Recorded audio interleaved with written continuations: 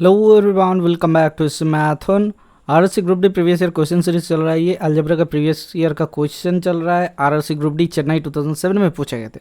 देखिए, इसमें इनइक्वालिटीज के क्वेश्चन दिया हुआ है। देख लेते हैं ये कितना नंबर वाला क्वेश्चन है, क्या है कि नहीं है, ये आप चेक कर लेना। नीचे प्लेलिस्ट दिया हुआ है, RRC group D previous year ऐसा करके लिखा हुआ है। ठीक है, the true statement of the inequalities क्या दिया हुआ है, देखो 2x - 1। अच्छा, इसको थोड़ा सा सही कर लेते हैं इंक को।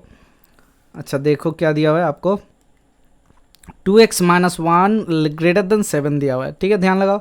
और क्या दिया हुआ है सर, 2x - 9 लेस देन 1 दिया हुआ है। ठीक है, बराबर। यहाँ से हम लोग क्या निकाल सकते हैं सर, 2x ग्रेटर देन 8 हो सकता है तो x ग्रेटर देन 4 होगा। अच्छा, यहाँ से क्या हो सकता है, 2x ग्रेटर देन 10 हो सकता है, 9 दूना 10, 9 एकम 10, तो x लेस देन 5 होगा। तो x के वैल्यू 4 और 5 के बीच में option number 3 should be the correct answer. Okay sir, तो चलिए चलते हैं नेक्स्ट क्वेश्चन क्या दिया हुआ देख लेते हैं।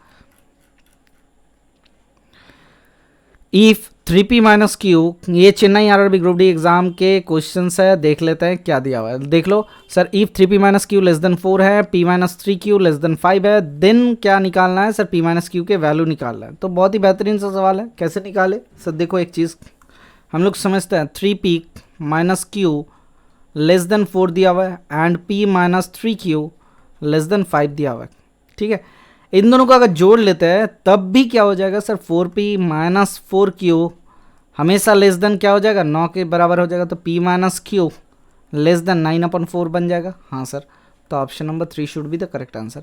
ये चेन्नई ग्रुप डी 2007 का क्वेश्चन है। तो चलिए देख लेते हैं नेक्स्ट क्वेश्चन क्या दिया हुआ है। अगर x y less than x है and y equals to 0, then n equals to 16, find the value of y when x equals to 24। ये कौन सा दिया हुआ है,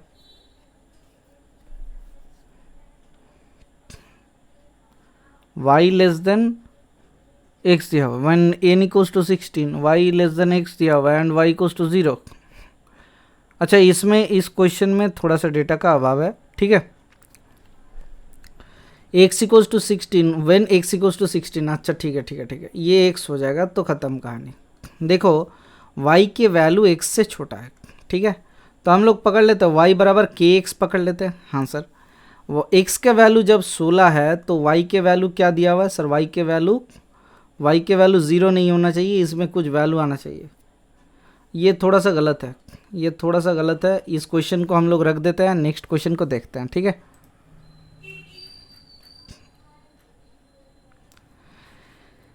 यहाँ पे दिया हुआ है if x equals to -3 y equals to 2, then the value of expression 16x² 14xy 40xy 16x² plus 40xy 16x² plus 40xy plus 25y²।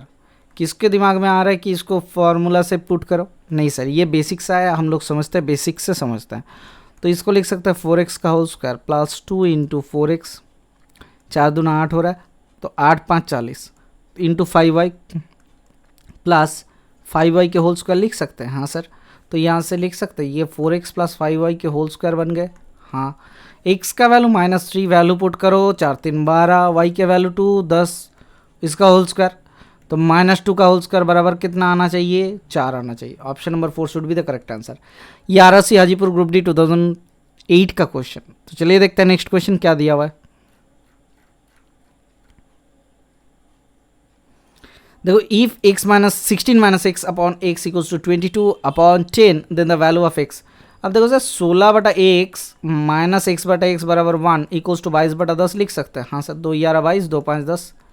तो यहाँ से 16/x इक्वल्स टू कितना होता है, 11 5 16/5। हाँ सर, तो 16 16 कट गया, x का वैल्यू कितना आया, 5 आ गया।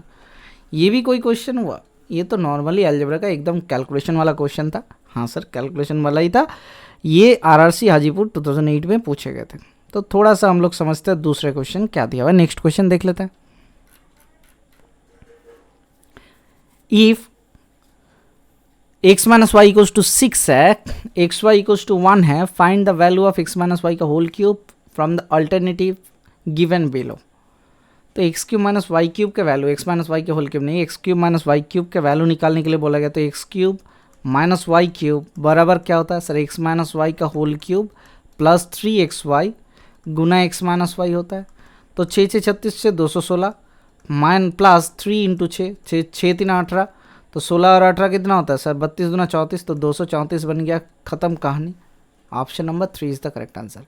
इस टाइप का फॉर्मूला अगर जानना है तो अलजेब्रा का बूस्टर 150 सीरीज़ हमने चलाया था, उसमें लास्ट वाला 2 जो क्लास हुआ था छोटा छोटा करके है 5-7 मिनट का, उसमें सारे फार्मूला पुट कर दिए थे, उसमें सिखा दिए थे। 150 क्वेश्चन का था, उसमें 148 क्वेश्चन के बाद जो 2 क्लास है वो चेक कर लेना, उसमें आपको दिख जाएगा। तो चलिए देखते हैं नेक्स्ट क्वेश्चन क्या दिया हुआ है।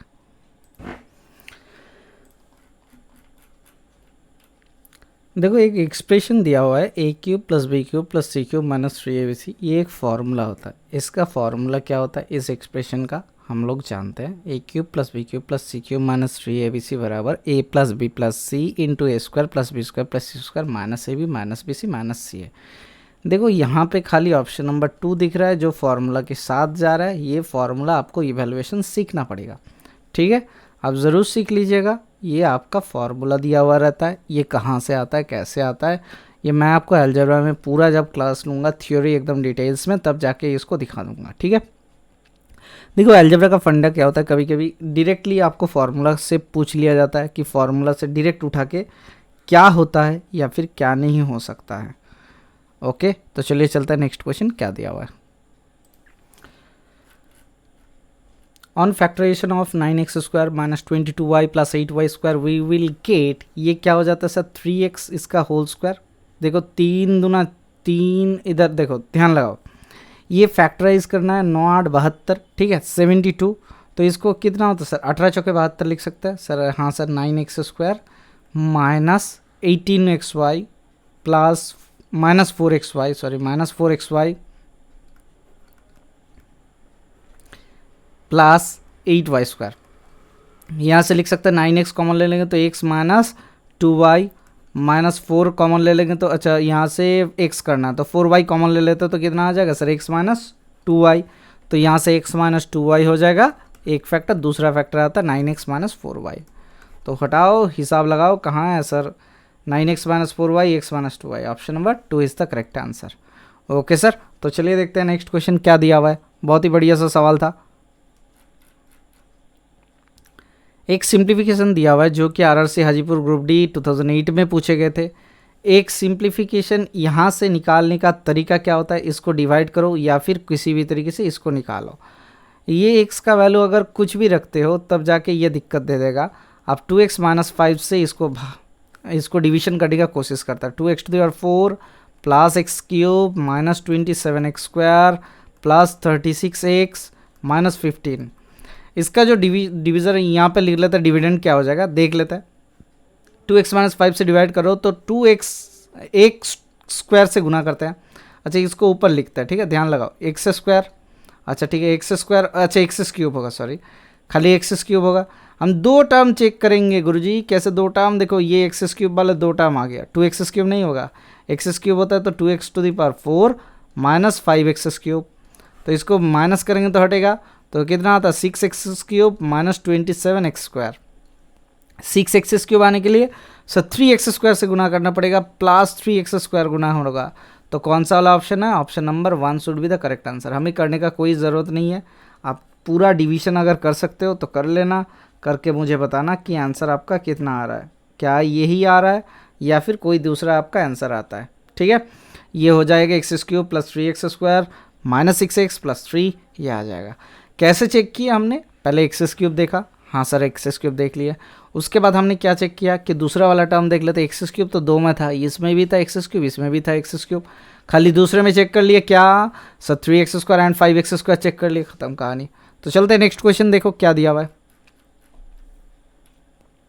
If a + b = 7, the value of a - b का whole square plus 4ab + 1 shall be, अगर a + b का वैल्यू 7 है तो हमें क्या क्या निकालना है, a - b का होल स्क्वायर प्लस 4ab + 1, तो यहाँ से लिख सकते हैं a + b का होल स्क्वायर हो जाएगा। ये फॉर्मूला किसका होता है सर, a + b का होल स्क्वायर का फॉर्मूला a - b का whole square plus 4ab that is equals to a + b का होल स्क्वायर प्लस 1, तो 7 7 49 प्लस 1 कितना होता है sir 50 is the correct answer, option number 2। Okay sir, तो चलिए देखते हैं नेक्स्ट क्वेश्चन क्या दिया हुआ है। अगर x plus one by x equals to 8 दिया हुआ है तो x square plus one by x square क्या हो जाएगा sir, x square plus one by x square क्या होता है बराबर x plus one by x का whole square minus 2 into x into one by x बराबर 2।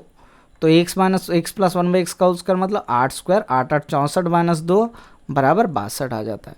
कहाँ से आया फॉर्मूला थोड़ा सा समझते हैं। X plus one by x का होल स्क्वायर क्या होता है बराबर होता है x square plus 2 into x into one by x plus one by x square that is equals to x square plus one by x square plus 2। देखो x x cut जाएगा ना, हाँ सर कट जाएगा। तो formula कैसे आता है, evaluation समझ में आ गए, हाँ सर समझ में आएगा। तो चलिए देखते हैं नेक्स्ट क्वेश्चन क्या दिया हुआ है। A group of 10 students shake hands with one another. हमने हैंडशेक वाला क्वेश्चन अपने को बताया था कि आपको सिखा देंगे एकदम।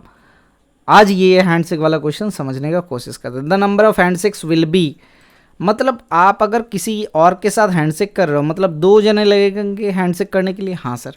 टोटल नंबर ऑफ पीपल कितना है, 10 जन है। उसमें से कितने को उठाना है, 2 को पिक करना है। तो कम्बिनेशन मतलब आप कंबाइंड 2 को उठा रहे हो बराबर कितना हो जाता है सर, इसका कॉम्बिनेशन खड़ा होता है 10c2। जो एनसीआर फॉर्मूला होता है, एनसीआर का फॉर्मूला क्या होता है, factorial n upon factorial r into factorial n minus r, ये फॉर्मूला होता है। क्या है ये फैक्ट्रियल एन, ये फैक्ट्रियल एन कहता है फैक्ट्रियल एन बराबर सर एन गुना एन माइनस 1 गुना एन माइनस 2 गुना डॉट डॉट डॉट डॉट चलते चलते लास्ट में आके क्या आता है 3 गुना 2 गुना 1 आ जाता है। मतलब 1 से लेके n तक गुना को क्या कहते हैं, फैक्ट्रियल n।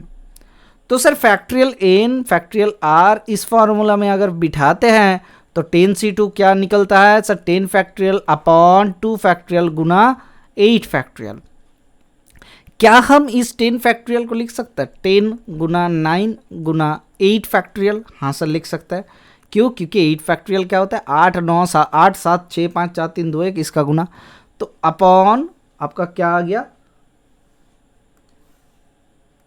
तो यहां से क्या आ जाता है नीचे क्या हो जाएगा सर 2 गुना 8 फैक्ट्रियल। तो 8 फैक्ट्रियल कट गया, 2 5 10 9 5 45, कितना हैंडशेक हो जाएगा सर 45 हैंडशेक हो जाएगा। Number of handshakes will be 45।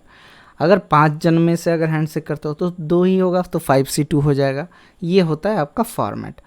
इस टाइप का और भी क्लासेस आएंगे, क्योंकि एक भाई ने कहा था कि हैंडशेक का क्वेश्चन में उनको प्रॉब्लम आ रहा है, तो उसमें आएगा, लेकिन थोड़ा सा टाइम दे दो इसमें थोड़ा सा, क्योंकि अभी देखो ग्रुप डी के प्रैक्टिस करवा रहे हैं चैप्टर वाइज, ठीक है, इसी कारण से फंस गए।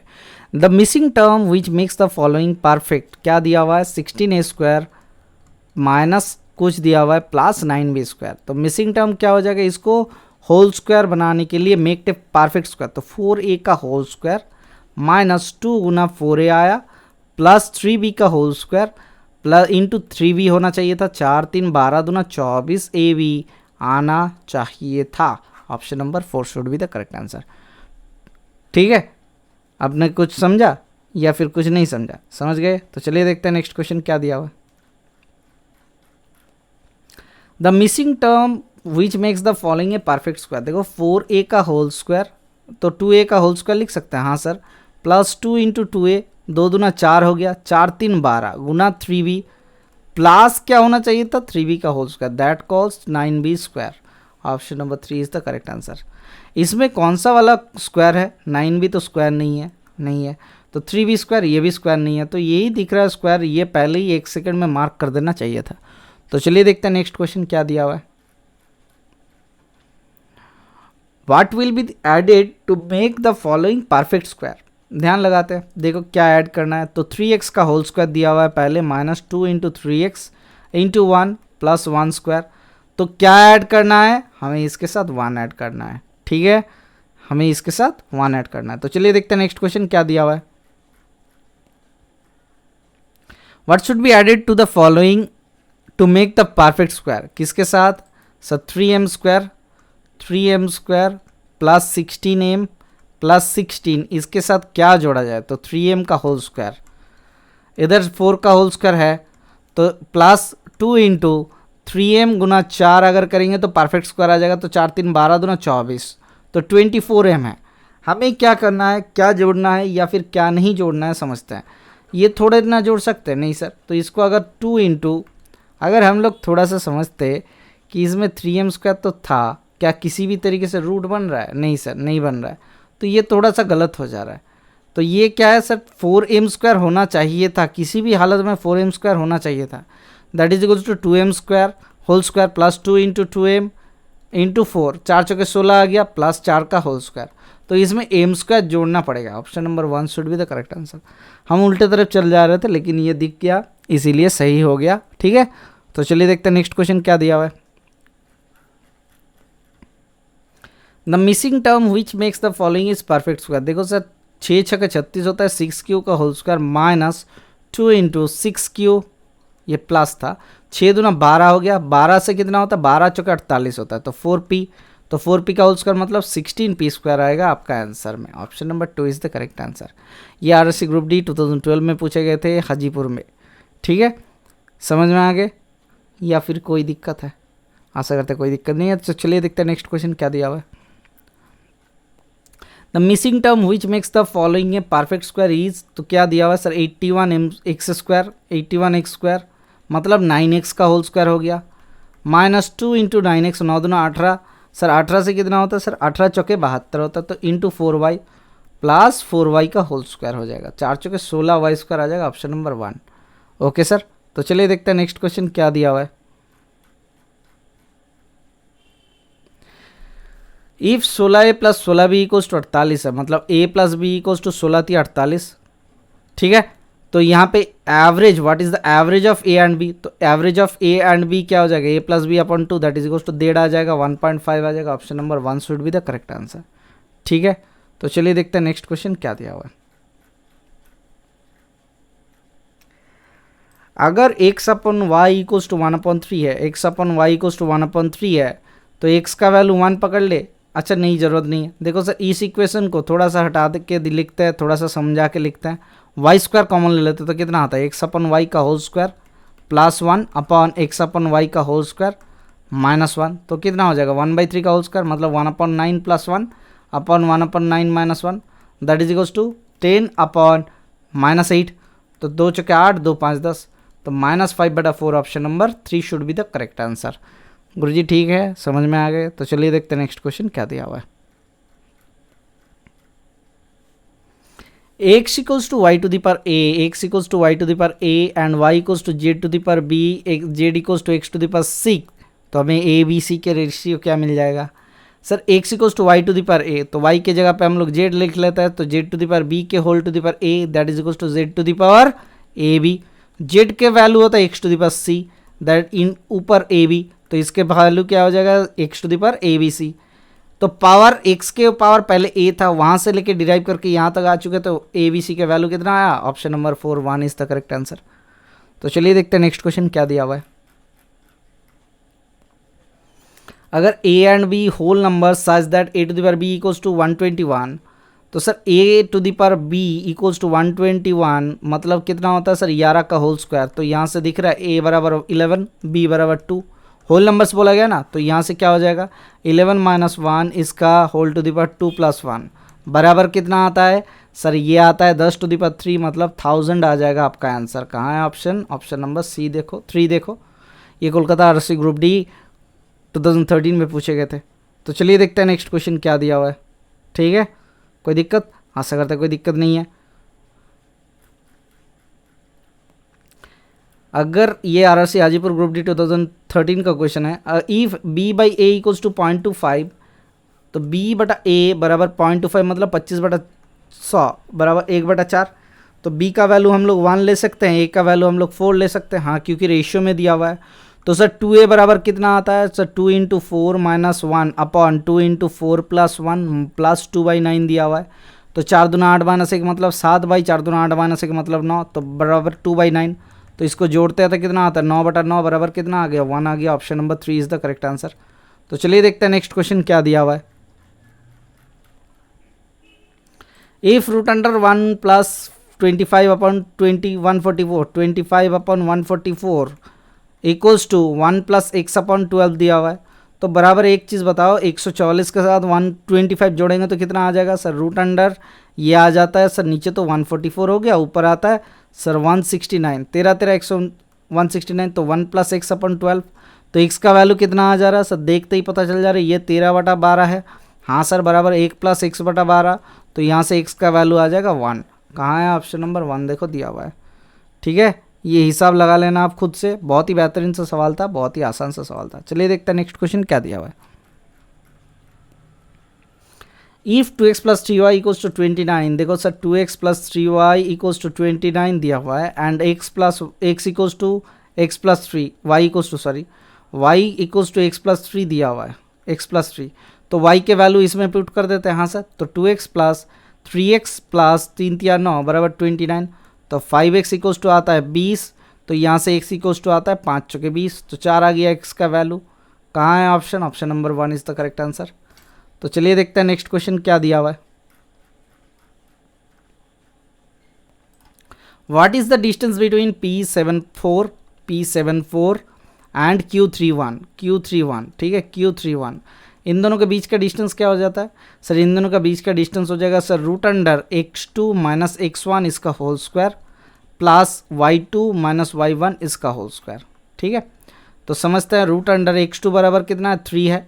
अगर ये points x1 y1 and x2 y2 इस तरीके से लिखा हुआ होगा तब, तो 3 - 7 कितना होता है? -4, तो 4 का होल स्क्वायर प्लस -4 का होल स्क्वायर करो या फिर 4 का होल स्क्वायर करो, एक ही बात है, प्लस 3 स्क्वायर, तो 3 square plus 4 square that is equals to 5 square होता है, तो 5 यूनिट आ गया। ये फार्मूला कहाँ से आया ये थोड़ा सा सिखा देते हैं आपको, देखो ध्यान लगाते हैं। एक बार सीख जाओगे फिर दिक्कत नहीं आएगा। ठीक है, तो ये अगर कोऑर्डिनेट्स है, ये x एक्सिस है, ये y एक्सिस है, एंड ये 0 है, ये यहाँ पे एक पॉइंट है x1 y1, अच्छा यहाँ पे एक पॉइंट है x2 y2। ध्यान लगाओ, बहुत बेहतरीन सा सवाल है। इन दोनों के बीच का डिस्टेंस मतलब हमें क्या निकालना है? ये डिस्टेंस निकालना है। अब कहाँ चल जा रहे हो सर? अच्छा ठीक है, ये डिस्टेंस आपको निकालना है, तो कैसे निकाले? बहुत ही बेहतरीन है, यहाँ से एक परपेंडिकुलर खींच दो, ये P पॉइंट है, ये Q पॉइंट है, तो PM हो जाएगा ये। अच्छा, वहाँ से एक परपेंडिकुलर खींच देंगे तो QM आ जाएगा। ये कितने को नहीं पता था ये कैलकुलेशन या फिर ये फार्मूला कैसे आता है? ये कितनों को पता नहीं था? ये हमें ज़रूर कमेंट सेक्शन में बताना आपको पता था कि नहीं पता था। ठीक है, तो परपेंडिकुलर खींच दिए हमने। अब क्या करना है सर? और कुछ नहीं, बस ख़त्म कहानी। देखो एक सेकंड में हो जाएगी। ये परपेंडिकुलर P से QN के ऊपर एक परपेंडिकुलर खींच देता है MNO। ठीक है, PO, अच्छा MNO नहीं लिख सकते हो, QR PR। ठीक है, अब देखो ध्यान लगाओ, ये डिस्टेंस कितना है सर? ये है आपका यहाँ से लेके यहाँ तक है x1। अच्छा OM को देखते हैं, ये x1 है एंड यहाँ से ये तक x2, तो MN का वैल्यू बराबर PR का वैल्यू है, तो MN का वैल्यू कितना होता है सर? x2 - x1। ये बड़ा वाला QN क्या दिया हुआ है सर? y2 है, ये टोटल है y2, ये छोटू RN है y1। देखो यहाँ पे y1 और यहाँ पे y1 एक ही है, तो ये छोटू सा लेंथ कितना हो जाएगा सर? y2 - y1। सारे को पूछ देता है। देखो क्या दिया हुआ है, एक ट्रायंगल ले लेता है PQR, एक ट्रायंगल ले लेता है, ड्रॉ करते हैं, उसके बाद समझ में आ जाएगा आपको। ये P है, ये Q है, ये R है। ठीक है, PQR एक ड्रॉ कर लेता है, जहाँ पे ये डिस्टेंस है y2 - y1 और ये डिस्टेंस है x2 - x1, तो सर PQ का लेंथ कितना हो जाएगा? रूट अंडर x2 - x1 इसका whole square plus y2 - y1 इसका होल स्क्वायर, ये हो गया PQ का लेंथ।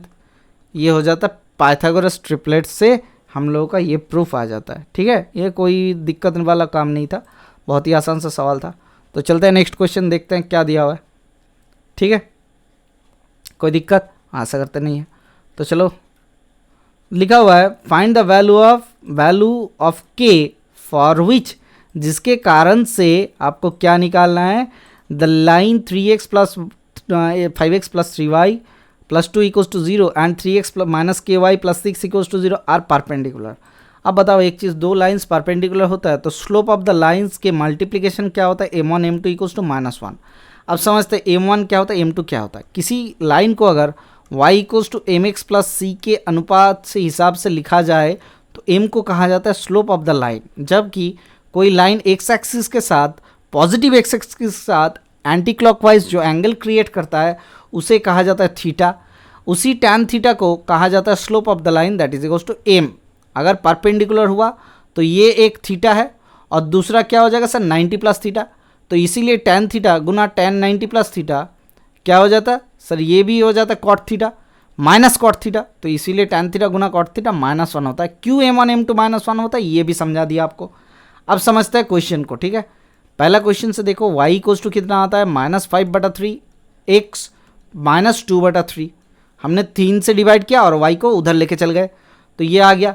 दूसरे क्वेश्चन से क्या आता है sir, y equals to 3/k x plus 6/k x।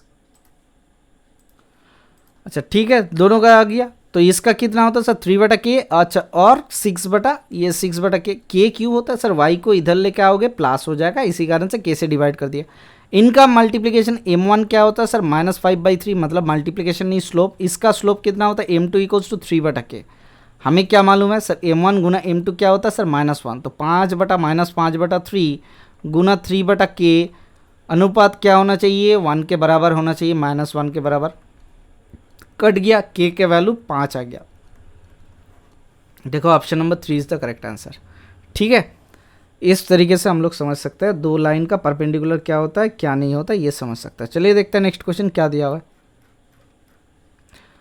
Which quadrant of x y plane -63 point lie. Sir क्या होता है इसमें सर -63 मतलब x का माइनस वाई का प्लस, तो क्या होता है सेकेंड क्वाड्रेंट में लाई करता है। आपको समझा दिया, ये बेसिक सा क्वेश्चन था, इसको लेके फंसने का कोई ज़रूरत नहीं है। तो अगर फंस रहे हो तो कोऑर्डिनेट ज्योमेट्री एक बार कर लो, मैंने फॉर्मूला सारा करवा दिया था आपको।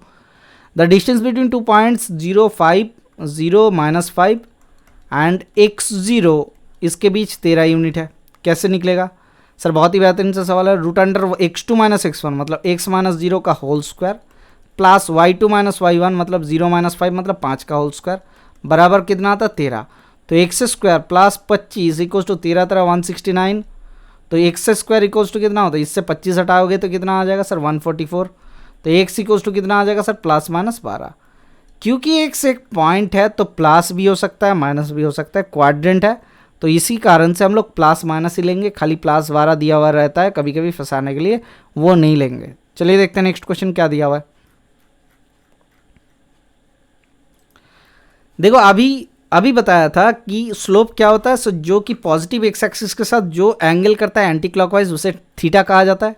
ठीक है, उस थीटा को अगर tan के अनुपात से डिनोट किया जाए तो m equals to tan theta, इसे कहा जाता है स्लोप। तो यहाँ से फॉर्मूला क्या हो जाएगा sir √3y equals to -x +6। ठीक है, y के वैल्यू कितना है -1/√3x प्लस 6/√3।